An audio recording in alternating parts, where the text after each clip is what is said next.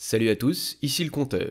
Aujourd'hui, on va faire un tour sur le subreddit Malicious Compliance, où les gens font exactement ce qu'il leur est demandé. L'histoire suivante est postée par Ludwig19. Je suis diabétique de type 1 et j'ai une pompe à insuline. Quand j'étais en 6ème, ma pompe était câblée, c'est-à-dire qu'il y avait un tube qui partait de la pompe, qui ressemblait un peu à un téléphone portable, à moi.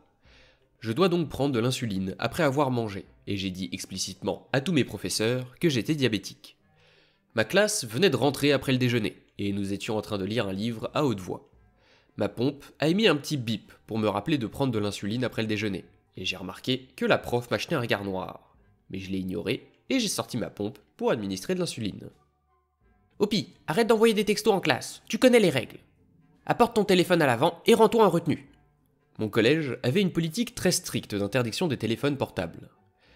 J'étais sur le point de protester, mais j'ai réalisé que ce serait une excellente occasion pour une petite obéissance malicieuse. Alors, avec un sourire suffisant, je m'approche de l'enseignante avec ma pompe à la main, et elle est encore, littéralement, attachée à moi. Je lui remets ma pompe. « C'est quoi ce cordon? Pourquoi as-tu une chaîne pour ton portable ?» Je la regarde de façon impassible et je lui réponds « Je suis diabétique et ceci est ma pompe à insuline. » À ce moment-là, son visage devient blanc comme une feuille, et je déclipse ma pompe de mon corps. Une manœuvre un peu difficile parce qu'elle était sur mon bras et légèrement difficile à atteindre. Et je sors de la classe avant qu'elle ne puisse dire quoi que ce soit, et je vais directement en retenue. Lorsque j'arrive, je dis au surveillant que j'ai été envoyé pour avoir utilisé des appareils électroniques en classe. Avant même que je termine, un élève de ma classe entre et dit que je peux revenir en classe. Et la professeure s'excuse abondamment et ne m'embête plus jamais pour avoir bipé ou utilisé un appareil. Tu m'étonnes qu'un élève soit venu te chercher rapidement. T'imagines, l'enfant qui rentre le soir et qui dit à ses parents « Ah bah le professeur il m'a retiré ma pompe à insuline aujourd'hui !» Le professeur il est viré là derrière, et à mon avis il est pas juste viré, il doit avoir un joli procès aux fesses. L'histoire suivante a été postée par un compte qui a été supprimé. Cela ne m'est pas arrivé à moi, mais à mon père, et c'est l'une de mes histoires préférées qu'il raconte. Il y a quelques années, j'entends par là 2 décennies environ, mon père suivait une formation de plusieurs jours pour obtenir des qualifications supplémentaires dans le cadre de son travail. Le dernier jour, il devait y avoir un questionnaire à choix multiples pour valider le séminaire. Le jour du test, tout le monde s'est installé, et le professeur a annoncé qu'il ne serait pas tendre avec les tricheurs. Vous n'aviez qu'une chance d'être pris en train d'essayer de copier sur quelqu'un d'autre ou d'utiliser une anti-sèche. Mais si vous étiez pris une deuxième fois, vous seriez immédiatement mis à la porte et votre note serait invalidée. Ce professeur était très strict et traitait les travailleurs adultes comme des écoliers indisciplinés. Et mon père n'aimait pas beaucoup cela. Mon père passe donc le QCM et tout se passe plutôt bien.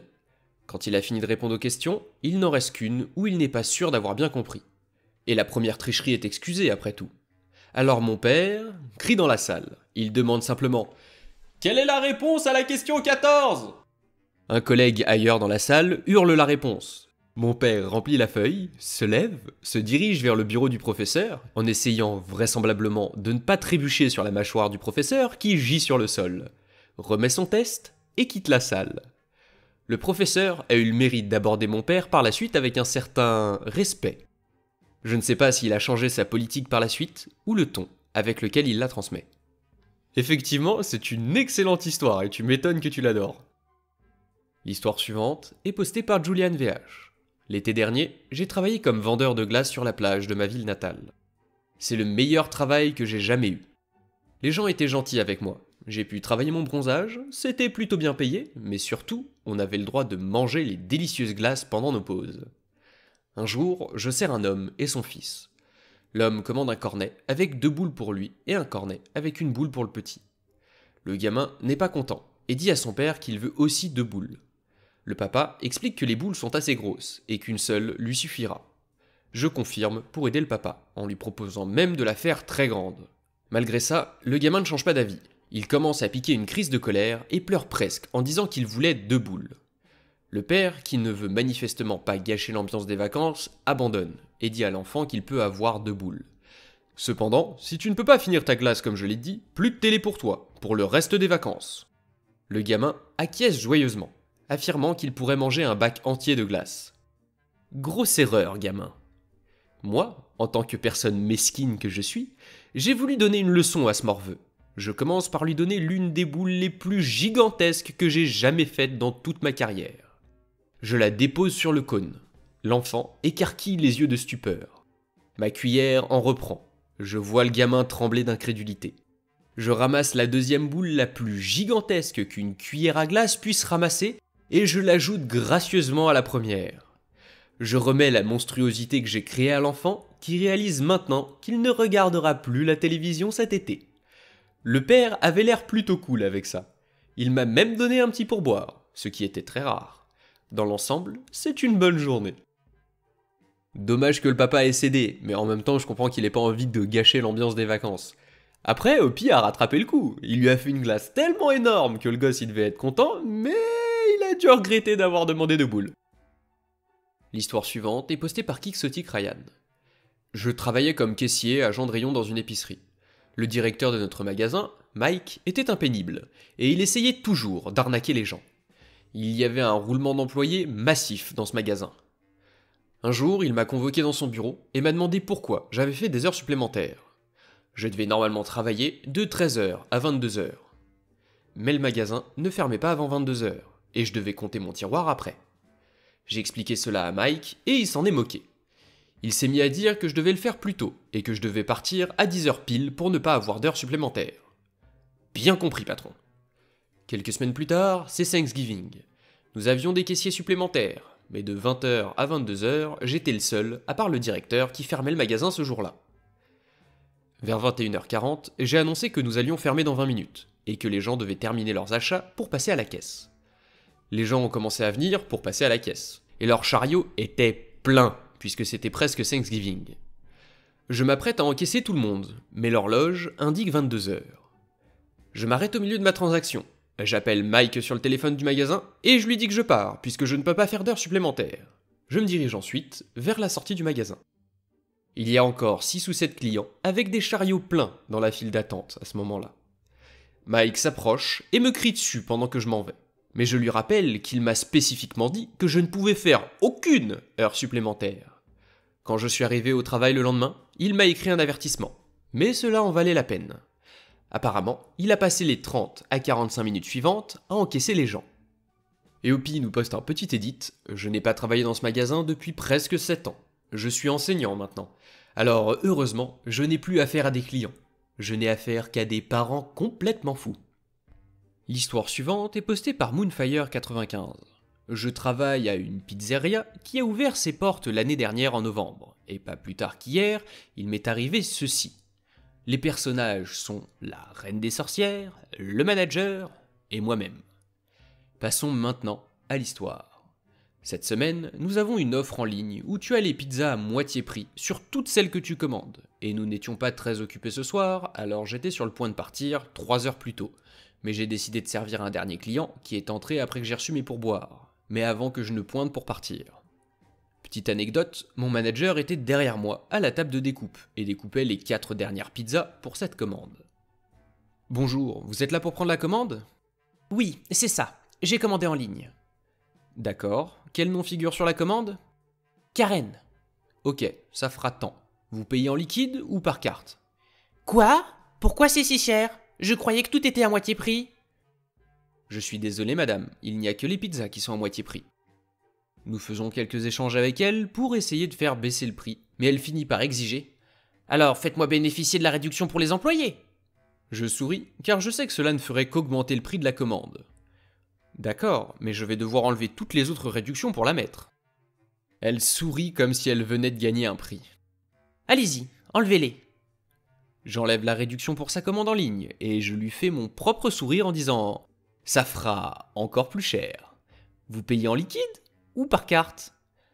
Quoi ? Pourquoi est-ce plus cher ? Passez-moi votre manager. Le manager termine la dernière pizza et vient autour de la grille chauffante. Je suis le gérant et j'ai écouté tout ce qui a été dit. Pour dire à quel point cette femme était bruyante, parce que le four fonctionne tout le temps et qu'il est assez bruyant quand on est juste à côté. Il suffit de dire que la femme a fini par payer le prix le plus cher. Quand tu lis pas correctement une promotion et que le fait que tu l'aies mal lu, c'est la faute des employés. Tu sais pas pourquoi, mais c'est comme ça chez certaines personnes. En tout cas, bien fait pour elle. L'histoire suivante est postée par Vongolaskai. J'avais tout au plus 13 ans, et mon frère a 3 ans de plus que moi. Je me suis réveillé un matin avec mon frère en train de souffler et de beugler, et d'être généralement un abruti. Il ne m'a pas fallu longtemps pour me rendre compte qu'il s'était enfermé à l'extérieur de sa chambre. J'ai proposé de l'aider, mais dès que je l'ai fait, il s'est retourné et m'a dit d'aller me faire voir. Oh, d'accord, bien sûr. Je suis allé dans la cuisine et j'ai pris mon petit déjeuner, mangeant lentement et regardant le spectacle. Mon frère sort de sa chambre, va à l'arrière de la maison par la porte arrière, tourne en rond dehors pour se battre avec sa fenêtre, puis va à l'avant de la maison, entre par la porte d'entrée et fait à nouveau les 100 pas devant sa porte. Il a beau essayer, il n'arrive pas à entrer. Tu es sûr que tu ne veux pas d'aide ? Va te faire cuire un œuf! Je vais dans le salon et je démarre sa PlayStation, qu'il a laissée dans le salon, et je joue à ses jeux pendant quelques heures. Il est tellement préoccupé par ses allers-retours à l'extérieur, autour et à travers la maison, par la porte de derrière et celle de devant, qu'il ne le remarque même pas. À l'heure du déjeuner, je lui demande s'il est absolument certain de ne pas vouloir d'aide. Une fois de plus, j'ai le droit à une flopée de jurons. Je retourne donc à l'intérieur, je me prépare un sandwich, je prends un verre de jus d'orange et je retourne dehors pour m'asseoir sur le capot de la voiture et le regarder faire ses allers-retours et se débattre avec la fenêtre. Je savoure mon déjeuner et retourne à l'intérieur pour jouer à d'autres jeux.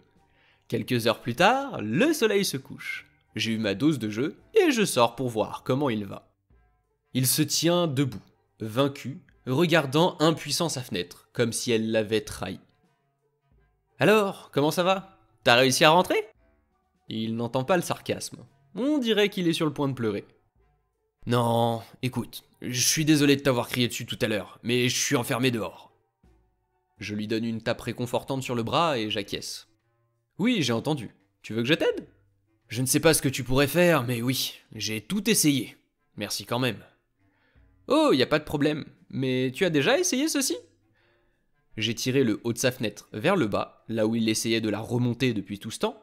La maison est vieille, et les fenêtres ont été repeintes de nombreuses fois, à tel point que tout le monde, sauf moi, a oublié qu'il fut un temps où l'on pouvait ouvrir les fenêtres par le haut, même si elles étaient verrouillées de l'intérieur.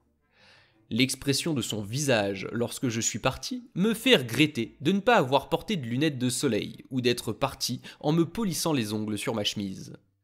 20 ans se sont écoulés depuis, et ce décrochage de mâchoire était si satisfaisant qu'il me fait encore sourire aujourd'hui. J'ai attendu mes excuses toute la journée, et bon sang ça m'a fait du bien quand je les ai enfin reçues. Et c'est ballot pour lui.